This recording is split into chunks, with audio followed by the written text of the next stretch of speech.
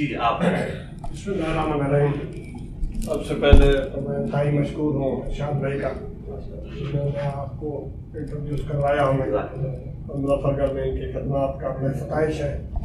بڑی خوشی ہوئی آپ کے لیکچر سن کے، پہلے بھی سنتے رہتے ہیں اور آج آ کے ملاقات کر کے خوشی ہوئی۔ دعا گو ہے کہ اللہ تعالیٰ آپ کی محافظت فرمائے۔ تو میں دو چار سوال کرنا چاہ رہا تھا۔ غدیر قوم کا حوالہ دیا آپ نے، من کنت مولا فہذا علی مولا، کیا یہ اعلان جانشینی نہیں ہے؟ نبی علیہ السلام کا اعلان جانشینی جو ہے نا وہ ان ایمبیگوس ہوتا۔ یہ نبی علیہ السلام نے مولا علی علیہ السلام کی فضیلت بیان کی، چونکہ ختم نبوت ہو چکی ہے، خاتم النبیین کا نائب کوئی ہو ہی نہیں سکتا۔ نبی صلی اللہ علیہ وآلہ وسلم سے پہلے جتنے انبیاء ہیں جن کی مثالیں قرآن میں بیان ہوئی ہیں، جو ہمارے شیعہ علماء بھی پیش کرتے ہیں کہ داؤد کا جانشین سلیمان ہوا، تو اس لیے ہوا کہ نبوت جاری تھی۔ ہمیں کوئی ایسی مثال کوئی دے قرآن سے کہ کوئی غیر نبی کبھی نبی کا جانشین ہوا، تو ایسا کبھی نہیں ہوا۔ اب چونکہ ختم نبوت ہو چکی ہے، لہذا غیر نبی نے نبی کا جانشین نہیں ہوا۔ ایٹ لیسٹ نبی کے برابر کی کوئی ہستی ہونی چاہیے، تو وہ تو کوئی نہیں۔ اللہ تعالیٰ نے قرآن کو نبی کا جانشین کر دیا، قرآن قیامت تک کے لیے نبی کا جانشین ہے۔ پھر دوسری بات، اگر یہ مان لیا جائے کہ نبی کا کوئی جانشین ہے، پھر قیامت تک کے لیے اسے ہونا چاہیے، کیونکہ نبی تو پوری امت کے لیے نبی ہے نا۔ اہل تشیع نے جو امام کلیم کیے ہیں، ان میں سے بھی آخری امام کو غیابت میں گئے 1200 سال ہو گئے۔ 1200 سال سے نہ تو نبی کا کوئی جانشین شیعہ کے پاس ہے نہ سنیوں کے پاس ہے۔ یہ سوال آپ 1200 سال پہلے کرتے تو کوئی تھوڑی بہت کمپرومائز ہم آپس میں کر لیتے، لیکن آج اللہ نے اس مبارک دور سے ہمیں گزارا ہے کہ 1200 سال کے گیپ نے بتا لیا کہ 1200 سال سے آپ بھی امام کے انتظار میں ہیں، اور ہم تو اپنے امام کو اپنے ساتھ لیے ہوئے قرآن کو۔ اگر نبی کا کوئی جانشین ہے دنیا میں تو اس کی ذمہ داری ہے کہ نبی کے بہاف پہ آ کے لوگوں کو دین سکھائے۔ تو نبی کا جانشین قرآن ہے، اور باقی علماء جس طرح ایران نے بھی فتویٰ کمیٹی بنائی ہوئی ہے، قرآن و سنت کی روشنی میں وہ تعلیمات دیتے ہیں، یہی سلسلہ چلنا ہے۔ نبی علیہ السلام کی پوری امت ہی آپ کی جانشین اس حوالے سے ہے۔ کنتم خیر امۃ اخرجت للناس تأمرون بالمعروف وتنہون عن المنکر وتؤمنون باللہ، تم بہترین امت ہو جو لوگوں کے نفع کے لیے نکالیں گے، جو نیکی کا حکم دیتے ہو اور برائی سے روکتے ہو۔ اور آخری بات، یہ جو غدیر والا اعلان ہے نا، یہ حجۃ الوداع کے موقع پر نہیں ہوا بلکہ غدیر کی جگہ پہ ہوا ہے، جہاں پہ صرف اہل شام اور اہل مدینہ تھے، باقی سارے عرب کے لوگ جا چکے تھے۔ یہ بیسیکلی اس میں اشارہ تھا اہل شام کے لیے اور اہل مدینہ کے لیے آنے والے وقت کا، کہ تم لوگ میرے اہل بیت کے ساتھ برا سلوک کرو گے تو یاد رکھنا من کنت مولا فہذا علی مولا۔ تو وقت نے پھر ثابت کیا کہ اہل شام نے مولا علی سے جنگیں کی، اور اہل مدینہ کے ساتھ خود بھی ظلم ہوئے انصار مدینہ کے ساتھ۔ تو یہ بیسیکلی آنے والے وقت کا ایک اشارہ دیا گیا تھا کہ تم نے اہل بیت اچھا سلوک کرنا ہے، دیٹس آل، اس سے زیادہ کچھ نہیں۔ اور سب سے بڑی بات، مولا علی علیہ السلام نے خلافت کو قبول کر لیا، خواہ وہ امت کی وسیع تر مفاد میں کیا یا دل سے کیا، دونوں صورتوں میں at the end of the day یہ ایشو ریزالو ہو گیا۔ لہذا ہم خلفائے ثلاثہ کے معاملے میں حضرت علی کی ڈگری کو کافی سمجھتے ہیں کہ جن کو مولا علی نے ایکسیپٹنس دی اور ان کے خلاف تلوار نہیں اٹھائی، ہماری اس سے دوستی ہے، اور جس کے خلاف مولا علی نے تلوار اٹھائی اس سے آج بھی ہماری دوستی کوئی نہیں۔ سیدھی سی بات ہے، ہم اپنے مقدمے میں اتنے مضبوط ہیں کہ ہم اپنی ہر بات کو ڈیفینڈ کرنے کے لیے تیار ہیں، اتنے منہ سے مزاج ہیں۔ حالانکہ یہ ہو سکتا تھا کہ ہم اتنا سخت اختلاف رکھتے ہیں سنی شیعہ تفریق میں، لیکن انصاف کا دامن ہم نہیں چھوڑتے، ہم مولا علی کے فضائل بیان کرتے ہیں، اہل البیت کا دفاع کرتے ہیں۔ فدق کے حوالے سے جناب سیدہ حق مانگنے گئی تھی، یا اس کا جواب بھی وہی ہے جو میں نے خلفائے ثلاثہ کے لیے دے دیا کہ مولا علی علیہ السلام نے اسے ایکسیپٹ کر لیا۔ اگر حضرت ابوبکر صدیق مولا علی رضی اللہ تعالیٰ عنہ کا ریگارڈ کرتے ہوئے سیدہ فاطمہ کو فدق دے دیتے، یہ فدق لفظ زبر کے ساتھ ہوتا ہے، تو بھی ٹھیک تھا، اور جو نہیں دیا انہوں نے اس طرف اجتہاد کیا، وہ بھی اپنی جگہ درست ہے. ہمارے نزدیک یہ تولیت کا مسئلہ تھا، یہ وراثت کا مسئلہ نہیں تھا، بلکہ اس کی دیکھ بھال کا مسئلہ تھا. اس کا مال، اس کی انکم سب کی سب اہل البیت کو ہی جایا کرتی تھی. حضرت ابوبکر اپنے پاس نہیں رکھتے تھے. تولیت کا ایشو تھا اور مولا علی نے اسے ایکسیپٹ کر لیا. بخاری میں نے پڑھا ہے کہ وہ حضرت ابوبکر کا فرمان نشان ہے اس میں کہ مجھ سے یہ غلطی ہوئی اور جناب سیدہ مجھ سے ناراض کیجیے، میں نے بہت نہیں، وہ بخاری میں نہیں لکھا ہوا، وہ علماء نے شرح کے اندر لکھا ہوا ہے. لیکن میں آپ کو بتا رہا ہوں مولا علی کی ڈگری کافی ہے. باقی جو ہمارے آپ دیکھیں، میں مولا علی سے بڑھ کے ان کا شیعہ نہیں ہو سکتا، سیدھی سی بات. اگر مولا علی ایک جگہ نہیں کھڑے، دیکھیں بنو امیہ سے ہماری کوئی دوستی نہیں ہو رہی، کیونکہ مولا علی کی دوستی نہیں ہے. قنوت نازلہ پڑی ہے، کہا ہے کہ قیامت والے دن معاویہ اور میرا فیصلہ اللہ کی بارگاہ میں ہوگا. تو بھائی ہم بھی معاف کرنے کے لیے کوئی تیار نہیں ہو رہے. پوری دنیا کی گالیاں کھا لی ہیں، ہم کہہ رہے نہیں.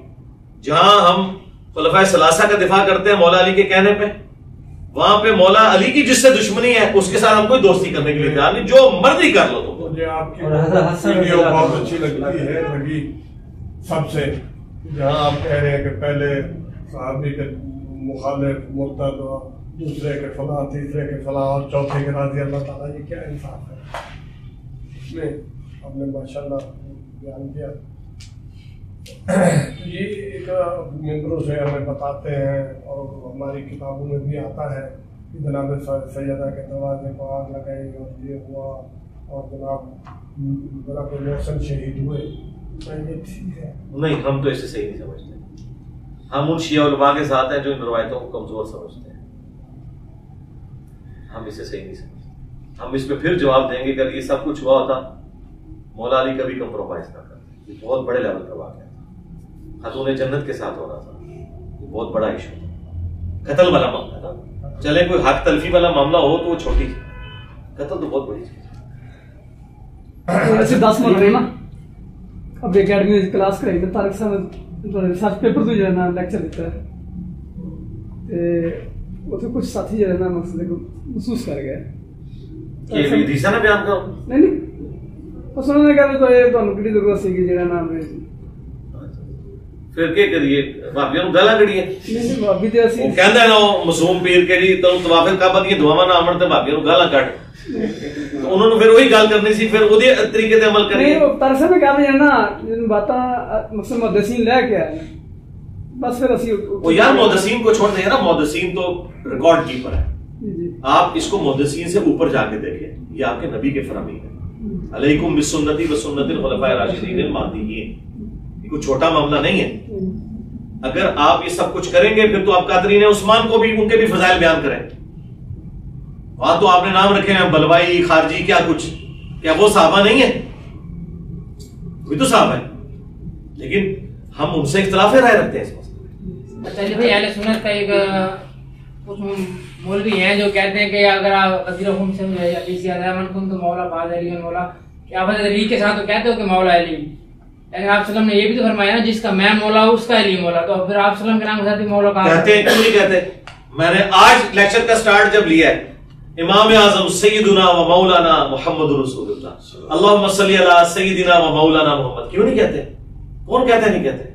جیسے مولا علی ہر وقت مولا علی کے ساتھ بالکل اٹیچ کر دیا نا وہ والا. تو ابو بکر کے ساتھ صدیق کیوں اٹیچ کر دیا؟ میں سنیوں نے کیڑا وڑا پکا ہے. عمر فاروق کیوں اٹیچ کر دیا؟ بلکہ فاروق اعظم کہتے ہیں. فاروق اعظم تو لفظ ہی غلط ہے. ادھر دوسری طرف وہابی کہتے ہیں امام اعظم نہیں کہنا، امام اعظم محمد رسول اللہ ہے. تو سرکار فاروق اعظم بھی محمد رسول اللہ ہے، صدیق اکبر بھی محمد رسول اللہ ہے. حضرت ابوبکر صدیق اکبر نہیں ہے. پھر وہی والی انالوجی رکھے نا، ٹھیک ہے.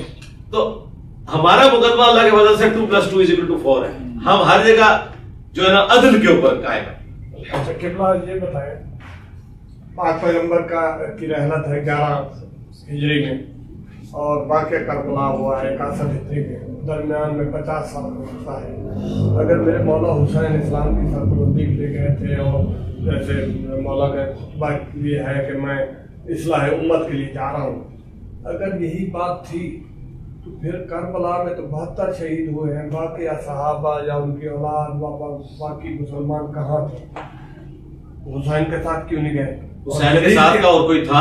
जी हुसैन के साथ का कोई और था? समझ नहीं बात। हुसैन के साथ का कोई और था जो उनके साथ जाता? हुसैन के बराबर तो कोई नहीं है। दर्जे दे दिया। अच्छा, अब इधर 72 लोग जो थे वो सारे हुसैन तो सरकार वो तो छोड़ दे। जी इस वक्त जितने दुनिया में आशिकाने अहले बैत और आशिकाने रसूल हैं, सो कॉल्ड, कितने हैं जो प्योरली दीन सिखा रहे हैं लोगों को, दीन के नाम के ऊपर चंदे खा रहे हैं, यही कुछ करते हैं। तो मेरे भाई, हर जमाने में आला दर्जे के ईमान वाले लोग एक जैसे नहीं होते। एक तो ये रीजन।